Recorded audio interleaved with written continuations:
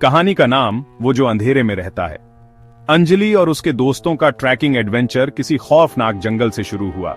जंगल के अंदर गहरी रात में एक पुराना खंडहर था जिसका नाम गायब होती दुनिया था। लोक कथाओं में कहा जाता था कि यह जगह अपनी दुनिया को खींचने की ताकत रखती थी।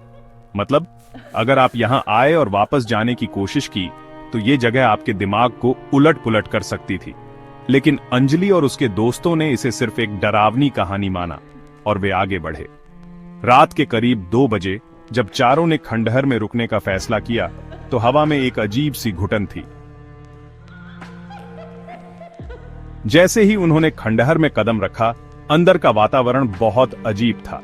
दीवारों पर जगह जगह पर खून के धब्बे थे और कमरे के बीचों बीच एक पुराना सोफा रखा था। अंधेरे में किसी ने धीरे धीरे उनका नाम पुकारना शुरू किया। Voice OS, Anjali, Anjali. पहली बार सभी ने इसे हवा का खेल समझा, लेकिन जैसे ही अंजलि ने सोफा के पास जाकर कुर्सी खींची, उसकी आंखों के सामने एक उंगलियों से खींची गई खून से सजी हुई दीवार पर यह लिखा हुआ था, जो इस खंडहर में रुका वो कभी वापस नहीं जाता। विक्रम और नेहा ने इसे मजाक माना, लेकिन अंजलि की आंखें अब बहुत अजीब थीं। उसकी आंखों में अब कुछ और था। वह बार बार एक खाली कमरे की ओर देखने लगी और जैसे ही वह वहां जाती, कमरे का दरवाजा अपने आप बंद हो जाता। नेहा, क्या हो रहा है? अंजलि, हमें यहां से जाना होगा, हम कभी नहीं निकलेंगे। बाहर जाने की कोशिश करने पर वे एक अजीब सी दीवार में आकर फंस गए। दरवाजा, खिड़कियां, हर रास्ता एक काले गहरे अंधेरे में बदल चुका था।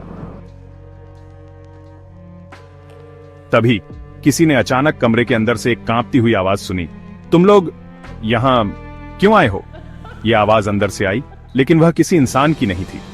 वह किसी जिंदा लाश की गहरी डरावनी आवाज थी। अंजलि की आंखें पूरी तरह से काले रंग में बदल चुकी थीं। उसके शरीर से सर्द हवाएं निकलने लगीं और वह खामोशी से बोली, अब कोई वापस नहीं जा सकता। यह जगह अपनी दुनिया से बाहर जाने नहीं देती। अचानक कमरे के बीच से एक डरावनी परछाई उभर आई। ये कोई इंसान नहीं था।